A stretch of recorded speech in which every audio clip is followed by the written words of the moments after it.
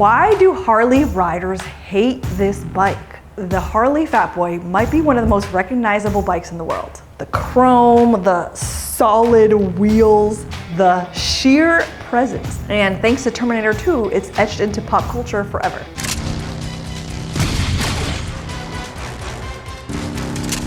But here's the thing.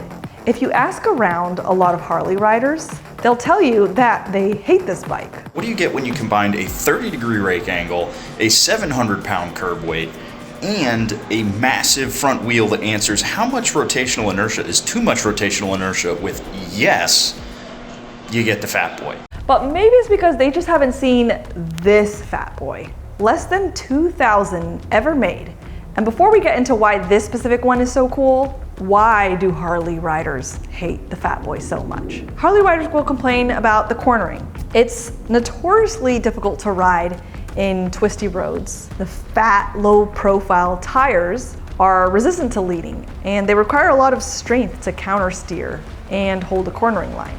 The low-slung design and the floorboards mean the bike has a very restricted lean angle, causing parts to scrape on the pavement during leaning and even just moderate cornering. At nearly 700 pounds, some people think this bike is just heavy and difficult to handle. Its weight and its wide tires may make it feel bulky. Although that makes it amazing for straight line riding, it can require a lot of effort for maneuvering around traffic or in tight spots. The tires and wind sensitivity is the thing too. If you've ever been caught in the crosswinds around the center of US, where winds can get so high they can topple semis, that's maybe where people get concerned. The solid disc wheels can catch crosswinds, so making the bike feel unstable to some riders in high winds. The huge tires can also be expensive to replace, and some say that they wear unevenly. I kind of think that's more where the Fat Boy gets its name.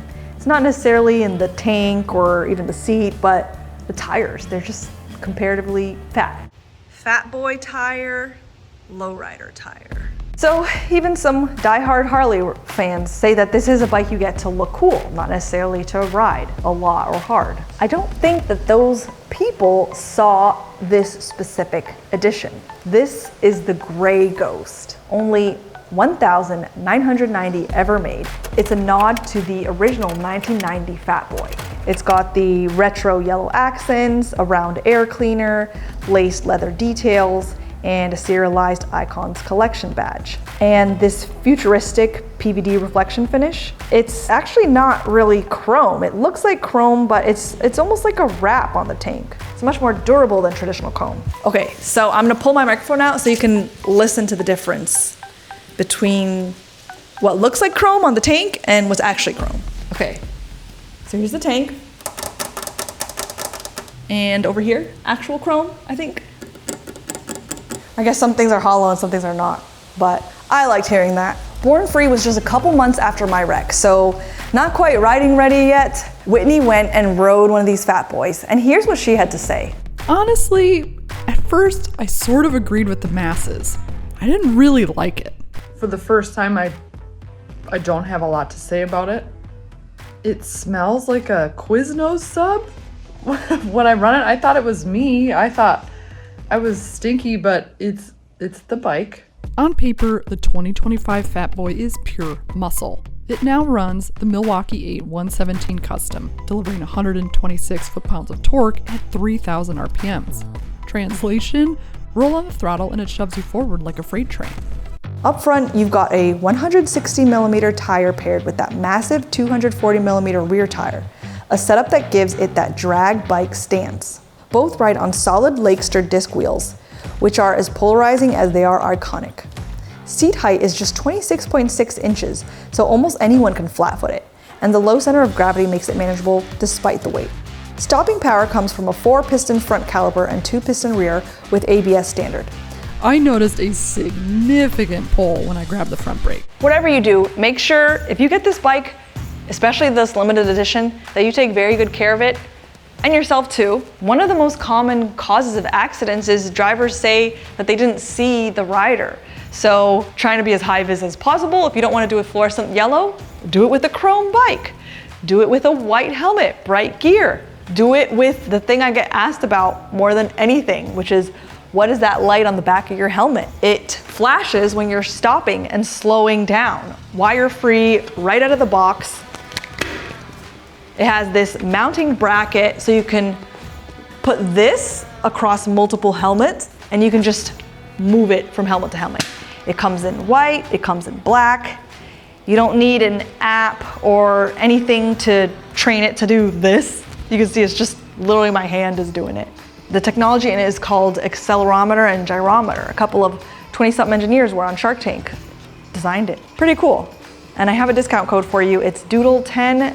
Check it out down below. Okay, so back to this fat boy. All right, guys, if it were up to me, we would be reviewing this bike in a Los Angeles river basin being chased by a T1000 in a semi-truck. But turns out I don't have access to that right now, especially solo. So here we are on our way to the Born Free show in somewhere California. And I can tell you right off the bat, this is just where it belongs. Big highway, sweepers, in the beautiful mountains, nothing too technical. It's got tons of power, it's got grit, and most importantly, it has floorboards. I love floorboards, you guys. I'm gonna put floorboards on my Smart Peeling. I actually rode this back to back with the Harley Breakout, and I honestly, wait for it, I preferred this. Now, you are sacrificing cornering performance and agility for floorboards. So that's a personal preference.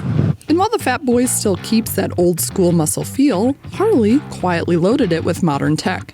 The 2025 model now features cornering ABS, traction and slip control, and drag torque management, all tuned to keep the bike stable even while leaned over. Add in LED lighting, keyless ignition, and a digital analog display, and you've got yourself a cruiser that finally blends brute force with brains. And then there's the Fat Boy's front end, dominated by that iconic headlamp and nacelle. Finished in bright polished chrome, it doesn't just light the way, it anchors the whole look of the bike. It gives the Fat Boy a face you can spot from a mile away. But to really understand the Fat Boy, you gotta know a bit of its history. It launched back in 1990, and from day one it stood out. Those solid wheels, that wide stance, it didn't look like anything else on the road. Then Hollywood made it legendary, and with that spotlight came criticism. I did ride a canyon road or two, and there wasn't a lot to say. It doesn't like to turn, but it will. And I don't know if you're going for this kind of vibe and this kind of feel, and the Fat Boy speaks to your Terminator soul, then does it matter if it kind of sucks in a corner? No. To me, no, it doesn't. And that might be kind of a controversial opinion. This thing is to rip around America. Wish I saw more ladies on bikes here, I will say that. Dude, look at this. See, come to Born Free, you guys. This is awesome. Here we go, off-roading portion.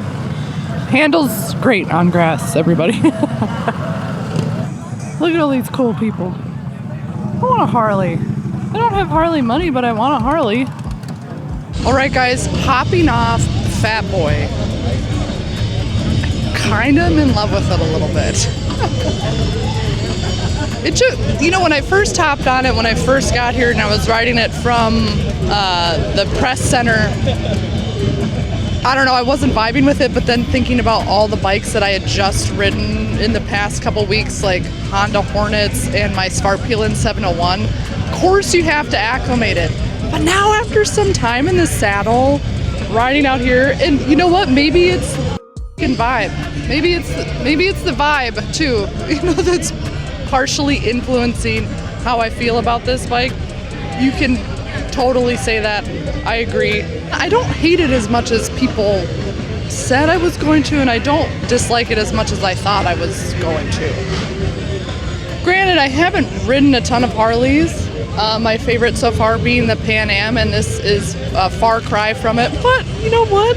I'm tapping into the Harley vein right now as we speak, and I'm starting slowly to become a Harley dad. All right, guys, since this is an American bike with an American bike review, we've got to do a little bit of slow speed testing in a parking lot.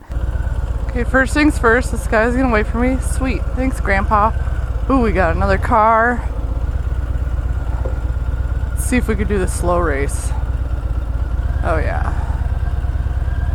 Although I'm moving a lot. While the breakout might feel a lot more planted in high-speed corners, this honestly isn't terrible, and it doesn't matter. You know, it's like this bike is gonna live its best life in Houston, a highway in Oklahoma where there's not a lot of curves. I think there's like 3. Las Vegas. As like a more petite person, this isn't bad. It's not like I've got to really muscle it, honestly. So share that with a lady who's thinking about getting a fat boy, you know? So some people say it's big, bulky, heavy, can't corner it, all this stuff. To be honest, I felt that way about just about every bike I've ever ridden. If you really love a bike, for whatever illogical reason, whether it's just so pretty, or because it is so big and you want a challenge, or because you just saw some YouTuber or saw it in a movie, someone riding it that you really liked, and now for some inexplicable reason you're obsessed with it. Whatever bike you get, it just depends on, are you willing to learn to handle it? So let's say you are worried about the weight of this bike. It just feels so big and bulky and cumbersome. Don't worry, I got you. Learning to handle some of the biggest bikes, my Harley Electric Glide, my Triumph Tiger 900 GT Pro, from some of the best instructors, motor officers, Jocelyn Snow, people who need to learn how to handle big bikes. I put all of those tips and tricks in a mini course form. That's my Big Bike Survival Guide. If you want to learn more about it, it's a membership, and anytime I add more videos to it, you get it. And you get access to me and sending me footage of what you're doing so I can help you figure out what you're doing, because I'm a petite lady and I couldn't handle any big bikes, but I like big bikes and I cannot lie. And if I can do it, you can do it. So I'll link to that down below. If you really love something, I think it's worth it. Look, some bikes just exist to be seen, to remind you of Harley's roots in American pop culture and counterculture. At first I thought I hated it. A lot of riders still do. But the more I rode it, the more I understood why it stuck around all these years.